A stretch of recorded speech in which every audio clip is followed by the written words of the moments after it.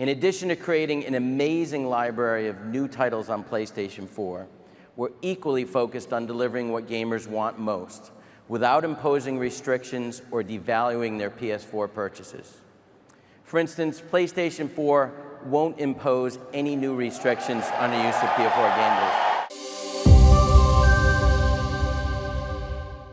We're sure you've all heard of Sony's decision to cease production on physical copies of games starting in January 2028. We're equally sure you've been at the receiving end of a lot of noise and outrage over this subject, and a whole lot of opinions about why this is a doomsday scenario for gaming. Sony positioned it as an alignment with changing consumer preferences and a broader shift towards digital ownership of media. But with the Don't Kill the Disc campaign at above 240,000 signatures at the time of writing, it's clear that there's a quickly growing opposition to what began as a controversial distribution choice from Sony. But things have escalated into a larger debate around ownership, consumer trust, media preservation, retail competition, and rumors of frayed relationships with the developers, partners, and publishers that put the PlayStation ecosystem on the map in the very first place. And we're only just getting started. Sony's silence on the matter really isn't helping here, and might just be additional fuel to an already raging fire at this point. We're sailing into troubled waters this time around, but it's still a journey worth undertaking. There's a lot of nuance to be found when we read between the lines, and this one's got a lot of that waiting for us, so let's go. Misinterpreted metrics. If you look at things from a purely business standpoint, Sony's move to prioritize digital production and eventually phase out physical discs is a smart move that's backed by consumer data. A recent Reuters report indicates that 80% of full game sales in the fiscal year of 2025 were digital, and Sony's position that consumer preferences are skewed towards digital ownership makes sense. But this here is the first instance of that nuance we mentioned earlier. Sony has conveniently chosen not to address legitimate concerns about not having games tied to physical discs post-2028. It's probably fair to highlight that the company was quite clear that games released before that January 2028 cutoff would continue to have physical copies at this point, as it's a detail that makes the next bit even more puzzling. For a company that was as thorough as to announce a comprehensive plan on phasing out physical discs, you'd think it would have at least tried to figure out solutions to lending, resale, collector's editions, local retail, long-term access to purchase games, and a dependence on platform controlling licensing, all of which are legitimate concerns on the consumer side of its supply chains. Digital popularity can't be the only indicator of consumer preferences after all, and it's quite clear that those who prefer physical copies of their games are clearly unhappy with the decision.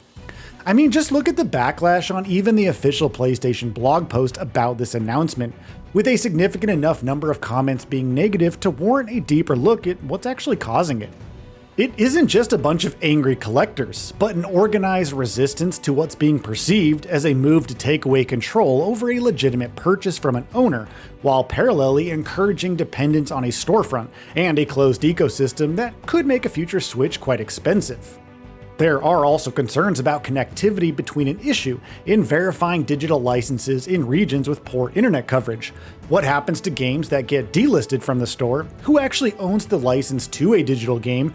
Reductions in price competition among retailers, and just a general air of distrust towards what's being seen as a platform attempting to control purchases, distribution, and the continued availability of its titles. The anger is real enough to have a financial impact too. Players are aiming to make a boycott hit Sony where it hurts, its wallet.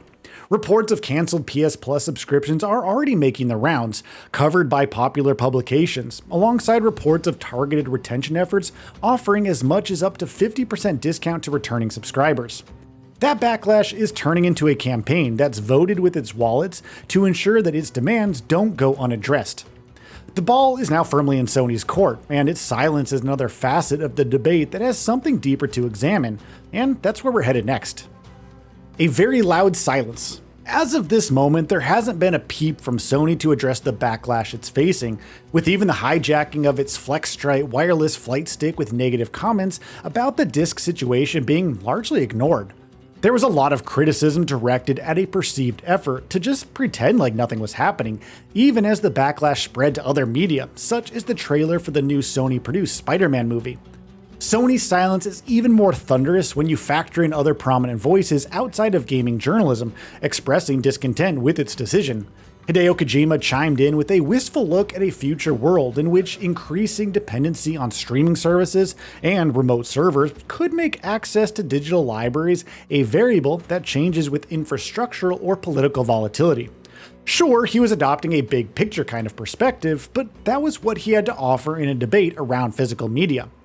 Shawn Layden, who had important roles within PlayStation in the past, called Sony's sudden announcement, quote, fairly dramatic, end quote, which we tend to agree with considering that he also advocated for a more holistic view of the matter instead of taking only economic factors into account. Mike Ibarra of Blizzard fame added another layer to this conversation, arguing that a stronger digital purchase promise could help build trust in digital-only libraries, while his opinions on digital resale and open marketplaces could also be taken into consideration when thinking about a digital-only future that still gives you the same rights over your games as a physical disc goes. David Hayter was more direct, taking a no disc, no buy stance that echoes a lot of the online discourse about resisting the digital-only push. There are a bunch of prominent voices out there and a very noticeable lack of a response from Sony themselves. That's definitely making things worse here as the rest of the debate moves to a wider yet equally relevant perspective. The preservation of trust. Take the issue of preservation of games, or art in general, for instance. That goes beyond reducing the conversation to a binary disc good, digital bad narrative. Frank Civaldi of the Video Game History Foundation has rightly pointed out that the copy of a game that's on a physical disc might not actually be the one that exists outside of it, requiring the download of patches, digital-only content, and perhaps even a second disc if the storage needs of the game in question are too high. The argument here is that they're imperfect vessels for the preservation of video games to begin with. So why advocate so hard then for their continued existence? Well, they help professional preservation efforts by ensuring that games operate within institutional frameworks that ensure legal access to remedies in the case of efforts to make a game obsolete. Taking a distribution network of physical distribution out of the equation wades deep into murky waters that lack dependable frameworks to address issues around digital-only games. Sony could have, and perhaps should have, considered these very ramifications, and perhaps even proposed solutions to them in order to ensure a better reception to what could be an approach it might not be able to backtrack on. More on that in a minute though. But it could at least try to find a suitable middle ground, and retailers of physical discs are as good a place to start as any. There's been very vocal pushback from popular companies like Game, Video Game Plus, Gamefly, and Lootbox Gaming. It was PNP CEO Jade Pierce who launched the Don't Kill the Disc campaign after all. Sony's move is a major blow to their prospects, and was unilateral enough to be seen as a bit of a curveball. Suggestions that physical and digital games can continue coexisting instead of ruining the used game trade, the rental market, collector markets, and competitive pricing on games are making their rounds, and being picked on by voices that actually matter here. Sony isn't just dismantling a distribution network, but an entire economy that's supported by gamers who swear by physical ownership of their games. It isn't just companies in the game retail space that are showing support though. Many brands have taken an opportunity to chime in on the entire situation, with reactions and taglines that take a dig at Sony themselves. It's a bunch of satire, some of it genuinely funny, but all of it telling of a reputational impact to Sony's decision that might be hard to recoup later down the line. It indicates that Sony has lost control of its narrative, and in such a catastrophic way that its strategic announcement is now just the butt of jokes from other companies in unrelated industries. It's indicative of a messaging problem, which only gets worse when you factor in what's coming next. Many sources have alleged that there was a distinct lack of prior communication about the decision, leaving publishers, business partners, and regional PlayStation operations completely blindsided by this announcement. Reports of rather high-handed attitude to legitimate questions, which we'd recommend taking with a pinch of salt, are still going to cause further reputational harm and make rebuilding trust a challenge for Sony the longer they go unaddressed. The same reports point to a lot of PlayStation brick-and-mortar stores in India being planned for a 2028 launch, plans that aim for a lot of investment into over 100 locations. Those stakeholders were apparently left in the dark too, and could have learned of things along with the rest of us. Of course, these are still just rumors, but if they do happen to be true, Sony's got a real problem on its hands. There is the fact that Sony did reach out to publishers to clarify that existing games with physical copies could still be reordered after the 2028 cutoff to consider, as it shows a willingness to clarify, but perhaps a lack of it towards attempts to reach a suitable compromise. Well, what was supposed to be a distribution decision is now a full-scale trust crisis that Sony has to manage sooner rather than later. It's got some burning questions to answer around accountability to its partners and stakeholders, around ownership of its products, preserving them, motivating developers to continue working with it, and how it can ensure regional corporate coordination across the board. It's easy then to see why there seems to be a digital-only future in Sony's eyes. But what's lacking clarity is how it aims to address the pitfalls of that very vision, and do it in a way that addresses the valid concerns of a group of stakeholders who grow increasingly concerned and irate by the minute.